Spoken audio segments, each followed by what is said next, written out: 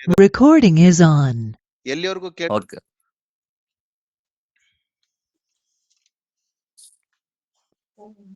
ಎಲ್ಲಿವರೆಗೂ ಕೇಳಿಸ್ತು? ಅದೇ ಅಂಕಲ್, ಅದು ಚರ್ಚ್ ಗ್ರೀಕ್ ವರ್ಡ್ ಹಾ, ಅಲ್ಲಿವರೆಗೂ ಅಂಕಲ್. ಚರ್ಚ್ ಚರ್ಚ್ ಜನ ಗ್ರೀಕ್ ವರ್ಡ್ ಅಂದ್ರೆ ಜನ. ಅನೇಕರ ಜೀವನಗಳನ್ನ ನಾನು ಕಟ್ಬೇಕಂತಿದ್ದೀನಿ ಪೇತ್ರ ನಿನ್ ಮೇಲೆ. ಯಾಕಂದ್ರೆ ನನ್ನ ಕನಸು ನಿನ್ನ ಬಗ್ಗೆ ಇರ್ತಕ್ಕಂಥದ್ದು ಸಭೆಯನ್ನ ಕಟ್ಟಬೇಕು, ಜನರನ್ನ ಕಟ್ಟಬೇಕು ನಿನ್ನ ಮೇಲೆ. ನೀನು ಬೇಷರತ್ತಿನಿಂದ ಕೂಡಿದಂತ ಪ್ರೀತಿ, ತ್ಯಾಗಪೂರಿತವಾದಂತ ಪ್ರೀತಿ, ಮಮತೆ ಎಂಬ ಪ್ರೀತಿಯಿಂದ ಕೂಡಿದವನ ಆಗಿದ್ರೆ ಮಾತ್ರ ಸಾಧ್ಯ ಪೇತ್ರ. ನಿನ್ನ ಬಗ್ಗೆ ನಾನು ಒಂದು ದೊಡ್ಡ ದಿವ್ಯ ಕನಸನ್ನ ಇಟ್ಕೊಂಡಿದ್ದೇನೆ, ದೈವಿಕವಾದಂಥದ್ದನ್ನ ಇಟ್ಕೊಂಡಿದ್ದೇನೆ. ನೋಡು, ನಾನ್ ಮತ್ತೆ ನಿನ್ನ ಹತ್ರ ಇರೋದಿಲ್ಲಪ್ಪ. ನಾನು ಹೊರಟೋಗ್ತೇನೆ. ಕೆಲವೇ ಗಂಟೆಗಳು ಅಷ್ಟೇ. ನಾನ್ ಮೇಲಕ್ಕೆ ಹೋಗ್ತೇನೆ. ನಾನ್ ನಿನಗೆ ಸಿಗುವುದಿಲ್ಲ. ಮತ್ತೆ ನಿನಗೆ ನನ್ನಿಂದ ಸ್ವರ ಇಲ್ಲ, ನನ್ನಿಂದ ನಿನಗೆ ಟೀಚಿಂಗ್ ಇಲ್ಲ, ನನ್ನಿಂದ ನಿನಗೆ ಬೇಕಾದಂತ ತಿಳುವಳಿಕೆ, ಎಚ್ಚರಿಕೆಗಳಿಲ್ಲ ಪೇತ್ರ. ಅದಕ್ಕೋಸ್ಕರ ನಾನು ನಿನ್ನನ್ನ ಸಿದ್ಧಪಡಿಸ್ತಾ ಇದ್ದೇನೆ. ಯಾಕಂದ್ರೆ ನಾನು ಮತ್ತೆ ತಿರುಗಿ ಮೈ ಮೇಲೆ ಬರುವಾಗ ನೀನು ಅನೇಕರ ಜೀವನಗಳನ್ನ ಕಟ್ಟಿರುವಂತದ್ದನ್ನ ಮೈ ಮೇಲೆ ಮತ್ತೆ ನಿನ್ನೊಟ್ಟಿಗೆ ಕರೆದುಕೊಂಡು ಹೋಗುವುದಕ್ಕೆ ನಾನು ನಿನ್ನನ್ನ ಸಿದ್ಧಪಡಿಸ್ತಾ ಇದ್ದೇನೆ. ಅದಕ್ಕೋಸ್ಕರ ನಾನು ನಿನ್ನನ್ನ ಆರಿಸಿಕೊಂಡಿದ್ದು, ನೀನು ನನ್ನ ಹಿಂದೆ ಬಾ ಎಂಬುದಾಗಿ ಪೇತ್ರ. You need to have agape love, you need to have philia love. ಮೇಯಿಸಪ್ಪ, ಕುರಿಮರಿಗಳನ್ನು ಮೇಯಿಸು, ನೀನು ಕೊಟ್ಟಿರ್ತಕ್ಕಂಥ ಎರಡನೇ ಸಂತತಿಯನ್ನ ಮೇಯಿಸು. ದೇವರು ನಿನ್ನ ಹೊಟ್ಟೆಯಲ್ಲಿ ಹುಟ್ಟಿರ್ತಕ್ಕಂಥ ಮಕ್ಕಳನ್ನ ಮೇಯಿಸು. ಇಲ್ಲದಿದ್ರೆ ನಿನ್ನ ವಂಶ ಮೂರನೇ ವಂಶಕ್ಕೆ ಅಡ್ರೆಸ್ಗಿರಲ್ಲ.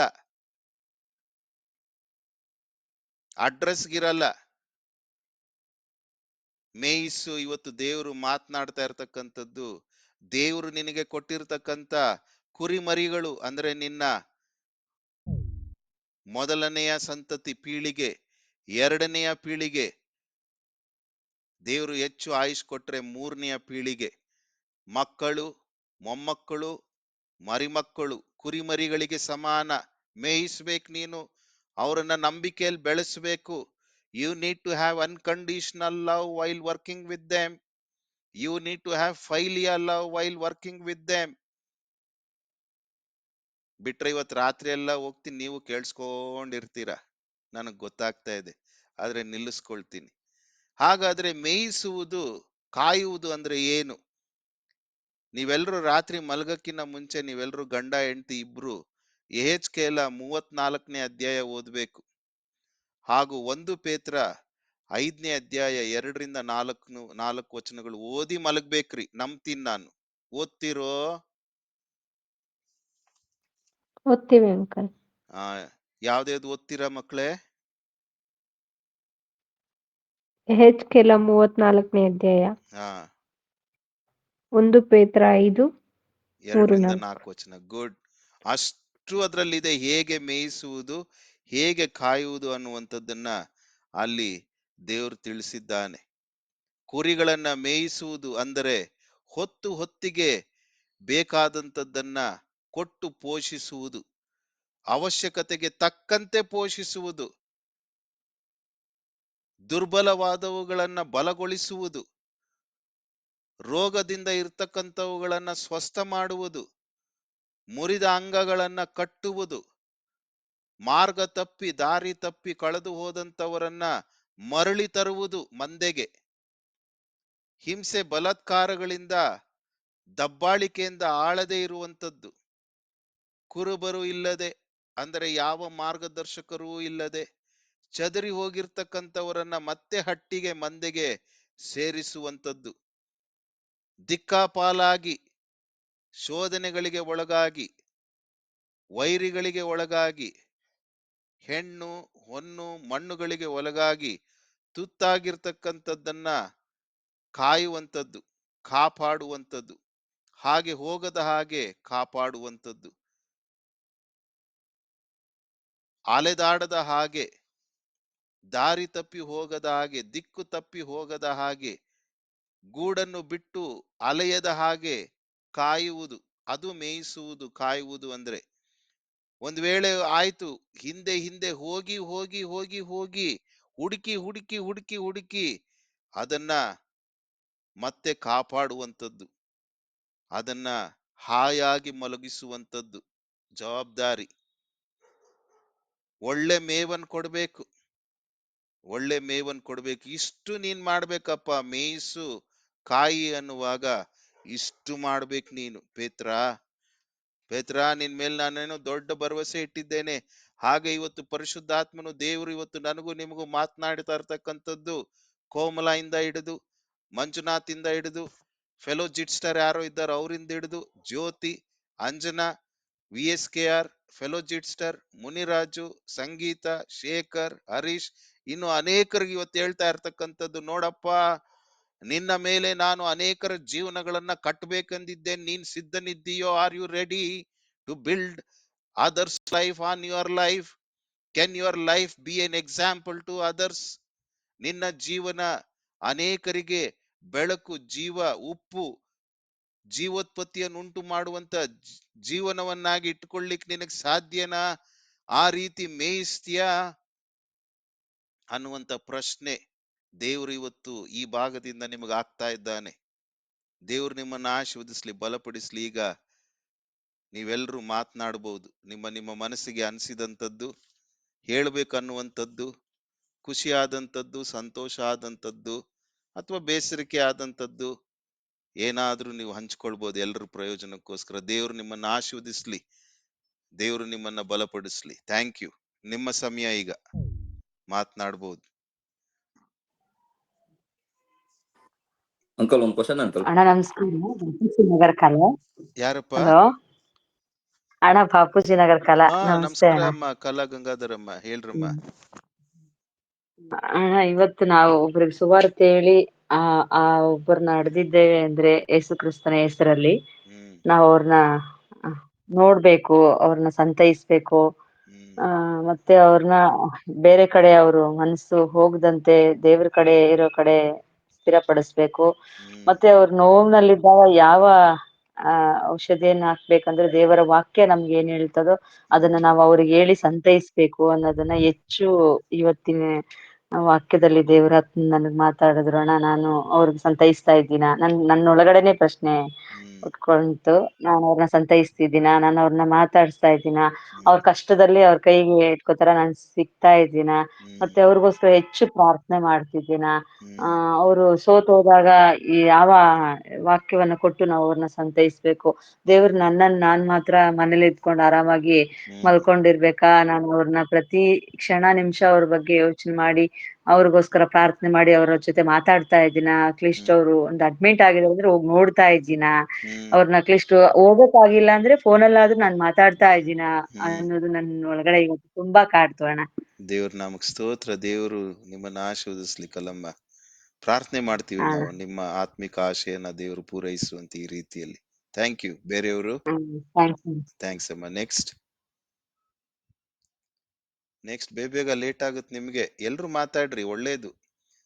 ಮಾತಾಡಿದಷ್ಟು ನಿಮ್ಗೆ ಎಷ್ಟೋ ಇನ್ನಷ್ಟು ಅನ್ವಯಗಳು, ಇನ್ನಷ್ಟು ಬರ್ತದೆ, ಪ್ರತಿಷ್ಠೆ ಬರ್ತದೆ, ಪ್ರೀತಿ ಹುಟ್ಟುತ್ತದೆ, ಸಂತೋಷ ಆಗ್ತದೆ. ಮಾತಾಡಿದ್ರೆ ಸಂತೋಷ ಆಗುತ್ತೆ ನಿಮ್ಗೆ. ಮಾತಾಡ್ರಿ. ನಮಸ್ಕಾರ ಅಣ್ಣ. ನಮಸ್ಕಾರ ಅಮ್ಮ ಅಂಜನಕ್ಕ.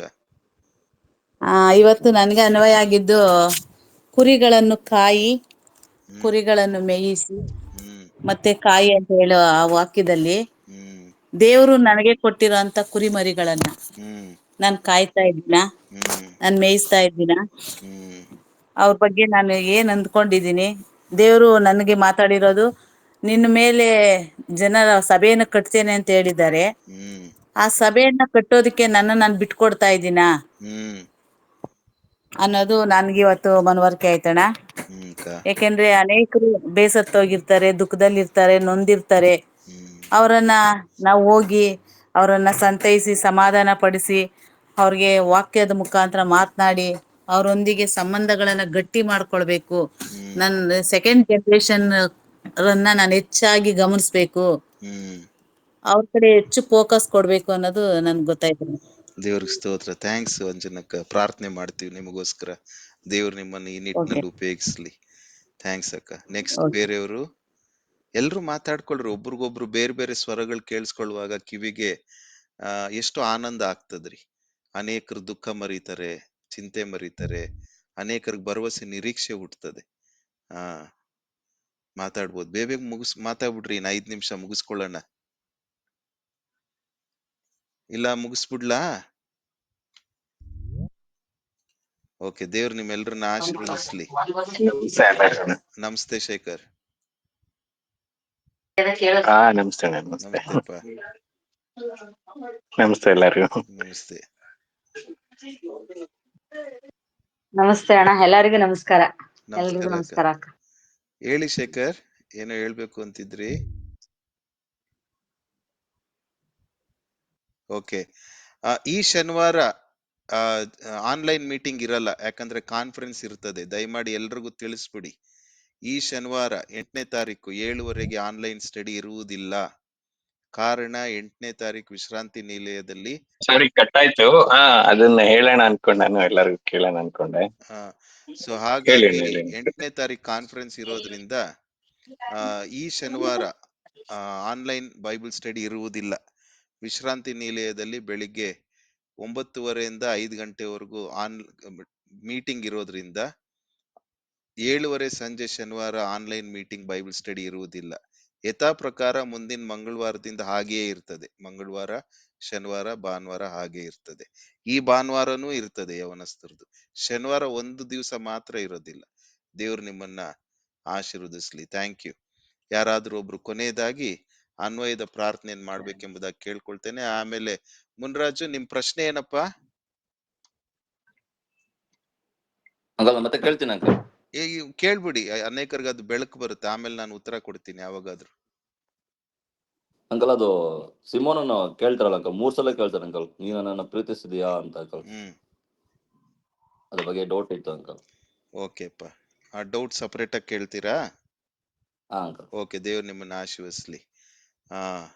ಯಾರು ಅಂತಿಮ ಪ್ರಾರ್ಥನೆಯನ್ನ ಮಾಡ್ತೀರಾ? ಅನ್ವಯದ ಪ್ರಾರ್ಥನೆ ಸಂಗೀತಮ್ಮ ಮಾಡ್ತೀರಾ? ಸಾಧ್ಯನಾ? ಹೋಗ ಅಂಕಲ್. ಎಷ್ಟು ಸತಿ ಅಂಕಲ್ ಕರಿತೀಯ ನೀನ್ ಮಾಡ್ತೇನೆ. ಅಂಕಲ್? ನನ್ ಪ್ರಾಣ ಹೆಂಡ್ತಿಯ ನೀನು. ಕರೆದು ನನ್ನ ಹೆಸರು. ನಾನ್ ನೆಕ್ಸ್ಟ್ ಟೈಮ್ ಇಲ್ಲ ಅಂಕಲ್, ಖುಷಿ ಇಂದ ಅಂಕಲ್ ನಾನ್ ನಂಗೆ. ಸೇರೋದೇ ಇಲ್ಲ ನೋಡ ಅಂಕಲ್. ನೀನ್ ಇಷ್ಟ ಸತಿ ಕರೆದ್ರೆ ಅಂತೀರಾ? ಇಲ್ಲ ಅಂಕಲ್, ನಿಜವಾಗ್ಲೂ ಸೇರ್ಕೊತೀನಿ. ಥ್ಯಾಂಕ್ಸ್ ಅಮ್ಮ. ಪ್ರಾರ್ಥನೆ ಮಾಡ್ತೀರಾ? ಇಷ್ಟು ತನ್ನಿ ಮಗಳೇ, ಇಷ್ಟನ್ನು ಹ್ಞೂ ಅನ್ವಯದಲ್ಲಿ ಅಂಕಲ್. ತನ್ನಿ. Thank you. Thank you.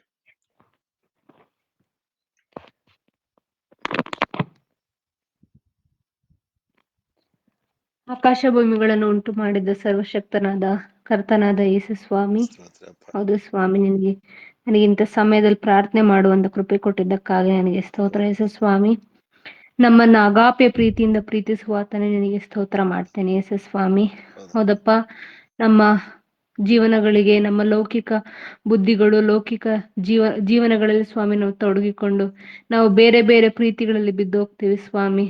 ಆದರೂ ನಮ್ಮನ್ನು ನೀನು ಅಗಾಪೆ ಪ್ರೀತಿಯಿಂದ ಪ್ರೀತಿಸ್ತಿಯಲ್ಲಪ್ಪ, ನಿನಗೆ ಸ್ತೋತ್ರ ಮಾಡ್ತೇನೆ ಯೇಸು ಸ್ವಾಮಿ. ಹೌದಪ್ಪ, ಬರೀ ನಮ್ಮ ಆತ್ಮಿಕತೆ ಬಗ್ಗೆ ಚಿಂತಿಸುವ ಆತನಲ್ಲಪ್ಪ ದೇವ್ರೆ, ನಮ್ಮ ಶಾರೀರಿಕ ಅಗತ್ಯಗಳಿಗೋಸ್ಕರವೂ ಚಿಂತಿಸುವ ಆತನಾಗಿದ್ದೀರ. ಹೌದು ಸ್ವಾಮಿ, ಅಲ್ಲಿ ನಿನ್ನ ಶಿಷ್ಯರಿಗೆ ಮೀನು ಸಿಕ್ಕಿಲ್ಲ ಎಂದು ಅವರು ನೊಂದುಕೊಳ್ಳುವಾಗ ದೇವ್ರೆ, ಅವ್ರಿಗೆ ನೀನು ಅವ್ರಿಗೆ ಬೇಕಾದಂತ ರೊಟ್ಟಿ ಮೀನುಗಳನ್ನ ಒದಗಿಸಿಕೊಟ್ಟ ಆತನಾಗಿದ್ದೀರ, ಸಂತೈಸುವವನಾಗಿದ್ದೀರ. ಅದಕ್ಕಾಗಿ ನಿಮ್ಗೆ ಸ್ತೋತ್ರ ಮಾಡ್ತೇನೆ ಯೇಸು ಸ್ವಾಮಿ. ಏನೇ ಕಷ್ಟ ಬರ್ಲಿ ನಮ್ಗೆ ಪರಿಹಾರ ಕೊಡುವ ಆತನಾಗಿದೆಯಲ್ಲಪ್ಪ, ನಿನ್ನ ಸ್ತೋತ್ರ ಯೇಸು ಸ್ವಾಮಿ. ನೀವ್ ಹೇಳಿದಿರ, ನಿಮ್ಮ ಶಕ್ತಿಯನ್ನು ಮೀರುವ ನಿಮ್ ಶೋಧನೆ ನಿಮಗೆ ಬರಗೊಡಿಸೋದಿಲ್ಲ ಅಂತ. ಹಾಗಾಗಿ ಸ್ವಾಮಿ, ಪರಿಹಾರ ಕರ್ತನಾಗಿ ನೀನು ಕಾಣಿಸಿಕೊಂಡಿದೆಯಲ್ಲ, ಅದಕ್ಕಾಗಿ ನಿಮ್ಗೆ ಸ್ತೋತ್ರ ಮಾಡ್ತೇನೆ. ಹೌದು ಸ್ವಾಮಿ, ನಂಬಿಕೆ ಇದ್ದರೂ ಕೂಡ ಯೇಸು ಸ್ವಾಮಿ, ಪೇತ್ರನು ನಿನ್ನ ಮೇಲೆ, ಹೌದು ಸ್ವಾಮಿ, ಬೇಷರತ್ ಪ್ರೀತಿಯನ್ನು ತೋರಿಸ್ಲಿಲ್ಲ, ಮಮತೆ ಇಟ್ಟಿದ್ದನು ಯೇಸು ಸ್ವಾಮಿ. ಆತನ ನೀನು ಬಂಡೆಯಾಗಿ ಆರಿಸಿಕೊಂಡರೂ, ನಂಬಿಕೆಯ ರೀತಿಯಲ್ಲಿ ಆರಿಸಿಕೊಂಡಿದ್ದರು, ಆತನು ಪೂರ್ಣ ಮನಸ್ಸಿನಿಂದ ಪೂರ್ಣ ಪ್ರಾಣದಿಂದ ನಿನ್ನನ್ನು ಪ್ರೀತಿಸಲಿಲ್ಲ ಯೇಸು ಸ್ವಾಮಿ. ಹೌದಪ್ಪ, ಇದು ನನಗೆ ಅರ್ಥ ಆಯ್ತು ಯೇಸು ಸ್ವಾಮಿ. ಹಾಗೆ ಸ್ವಾಮಿ, ನಾವು ಧ್ಯಾನ ಮಾಡುವಾಗ ಕುರಿಮರಿಗಳು, ಕುರಿಯನ್ನು ಮೇಯಿಸು ಸ್ವಾಮಿ, ಯಾವ ಡಿಫ್ರೆನ್ಸ್ ಕೂಡ ನಮ್ಗೆ ಗೊತ್ತಿರ್ಲಿಲ್ಲ ಯೇಸು ಸ್ವಾಮಿ. ಹೌದಪ್ಪ, ಈ ಧ್ಯಾನ ಜೀವಿತದಲ್ಲಿ ಯೇಸು ಸ್ವಾಮಿ, ಹೌದಪ್ಪ, ಕುರಿಮರಿಗಳನ್ನು ಮೊದಲನೇ ಪೀಳಿಗೆಯಾಗಿ, 2ನೇ ಪೀಳಿಗೆಯಾಗಿ ಹೇಳಿದ್ದೀರಾ, ಕುರಿಗಳನ್ನಾಗಿ ಮೊದಲನೇ ಜನರೇಷನ್ ಆಗಿ ನೀನ್ ನಮ್ಗೆ ತಿಳಿಸಿದ್ದೀರಾ. ಹೌದಪ್ಪ, ಅವರು ಮೊದಲನೇ ಜನರೇಷನ್. ಈಗಿನವರ ಆತ್ಮಿಕತೆಯಲ್ಲಿ ಬೆಳವಣಿಗೆ ಆಗಿದ್ದರೂ ಕೂಡ ಅವರು ಬೀಳುವ ಕೆಲವೊಂದು ಸಂದರ್ಭಗಳು ಬರುತ್ತವೆ. ಅದ್ರಲ್ಲೂ ನೀವು ನಮ್ಮನ್ನ ಕಾಯ್ಬೇಕು ಅಂತ ಯೇಸು ಸ್ವಾಮಿ ನಮಗೆ ಕುರುಬರನ್ನು ದಯಪಾಲಿಸಿದಿರಲ್ಲ, ಅದಕ್ಕಾಗಿ ನಿಮ್ಗೆ ಸ್ತೋತ್ರ ಮಾಡ್ತೇನೆ ಯೇಸು ಸ್ವಾಮಿ. ಹೌದಪ್ಪ, ಇಷ್ಟು ಅನ್ವಯಗಳನ್ನು ಹೌದು ಸ್ವಾಮಿ ನಾನು ಹಿಡಿದು ಪ್ರಾರ್ಥನೆ ಮಾಡುವಂತ ಬುದ್ಧಿ ಆಲೋಚನೆ ನೀನ್ ನನ್ನಲ್ಲಿ ತುಂಬಿಸಿದ್ಯಲ್ಲ, ಅದಕ್ಕಾಗಿ ನಿಮ್ಗೆ ಸ್ತೋತ್ರ ಮಾಡ್ತೇನೆ ಯೇಸು ಸ್ವಾಮಿ. ಯಾವ ಅನ್ವಯದಲ್ಲಿ ನನ್ನದೇನಾದ್ರು ತಪ್ಪಿನದಾಗಿ ನಾನು ಅರ್ತಿಕೊಂಡಿದ್ದಾರೆ ನನ್ನನ್ನು ಕ್ಷಮಿಸಬೇಕಾಗಿ ಕೇಳ್ಕೊಂತ ಯೇಸುವೆ ನಿನ್ನ ಹೆಸರಲ್ಲಿ ಬೇಡಿ ಹೊಂದಿದ್ದೀನಿ ತಂದೆ, ಆಮೇನ್. ನಮ್ಮ ತಂದೆಯಾದ ದೇವರ ಪ್ರೀತಿ, ಕರ್ತನಾದ ಯೇಸು ಕ್ರಿಸ್ತನ ಕೃಪೆಯು, ಪರಿಶುದ್ಧಾತ್ಮನ ಅನ್ಯೋನ್ಯತೆ, ಕಾರ್ಯ ಪ್ರೇರೇಪಣೆಯು ಸದಾ ನಮ್ಮೆಲ್ಲರ ಜೀವಿತದಲ್ಲಿ ಅನೇಕರ ಜೀವನಗಳನ್ನ ಕಟ್ಟುವಂತದ್ರಲ್ಲಿ ಸದಾ ನೆಲೆಸಿ ವಾಸಿಸ್ಲಿ. ಆಮೇನ್. Thank you. ಆಮೇನ್. ಎಲ್ರಿಗೂ ಥ್ಯಾಂಕ್ ಯು ನಮಸ್ತೆ ಅಂಕಲ್. ರೀ. Thank you all. God bless. ನಮಸ್ಕಾರ. ನಮಸ್ತೆ ಮೀಸೆ ಮಂಜಣ್ಣ, ಪದ್ಮಮ್ಮ. ನಮಸ್ತೆ ಅಮ್ಮ. ನಮಸ್ತೆ. Thank you. ನಮಸ್ತೆ ಅಂಜನಕ್ಕ, ಜ್ಯೋತಿ, ಕೋಮಲಾ. ನಮಸ್ತೆ ಅಂಜನಕ್ಕ. ನಮಸ್ತೆ ಅಪ್ಪ. ಮುನ್ರಾಜು, ಸಂಗೀತಪ್ಪ, ಋತುರಾಜ್. ನಮಸ್ತೆ ಗಂಗಾಧರ್ ಕಲಮ್ಮ. ನಮಸ್ತೆ ಅಂಕಲ್. ನಮಸ್ತೆ. ನಮಸ್ತೆ. Thank you all. Good night ರೀ. Thank you. ಹಾ, ಥ್ಯಾಂಕ್ ಯು.